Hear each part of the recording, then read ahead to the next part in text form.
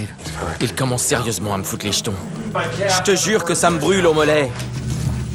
T'as des marques de griffes! T'as 2 marques de griffes, mec. Je m'appelle Zach Bagans. Je ne croyais pas aux esprits jusqu'au jour où je me suis retrouvé nez à nez avec un fantôme. Alors j'ai voulu tenter de filmer ce qu'un jour j'avais vu de mes propres yeux. Y'a quelqu'un? Bon sang. Je ne me déplace pas avec une grosse équipe de tournage.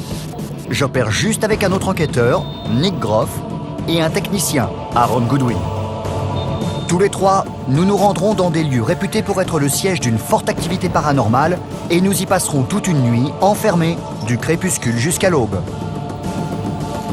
Si c'est la porte de l'enfer, pourquoi est-ce que vous ne venez pas nous chercher?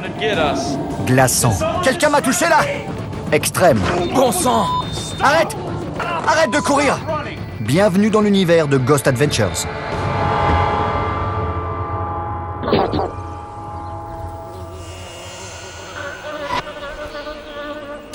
Nous sommes à Ione, en Californie, pour enquêter sur le château de Preston qui date de la fin du 19e siècle. Cet endroit a accueilli des jeunes garçons jugés mauvais pour la société. Ce bâtiment a un passé très obscur. Pour quelles raisons ces enfants étaient-ils envoyés ici? Pour cambriolage ou pour meurtre. Un meurtre non résolu? La gouvernante générale a été battue à mort dans le sous-sol. Et 26 autres décès pour le moins étranges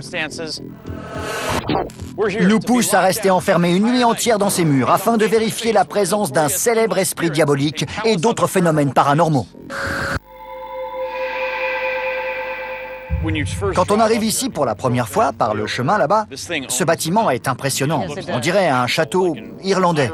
L'école industrielle de Preston a été construite à partir de 1890 pour permettre à des garçons en difficulté de purger leur peine et d'apprendre un métier. Il y avait tout ce qu'il fallait ici, non?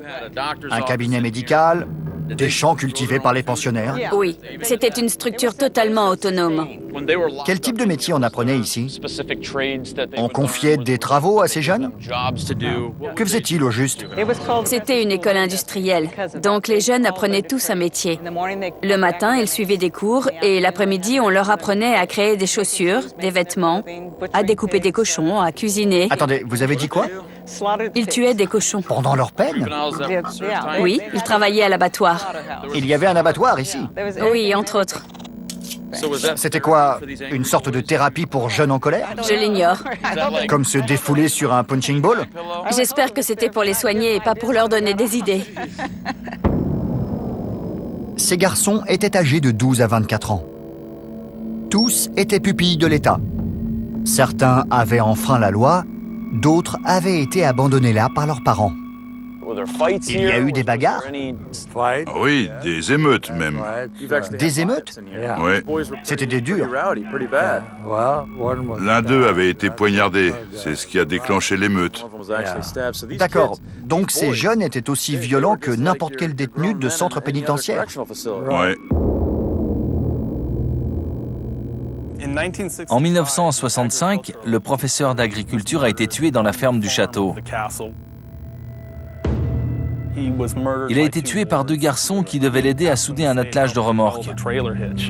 Et quand il s'est baissé, ils lui ont enfoncé une barre de fer dans la tête.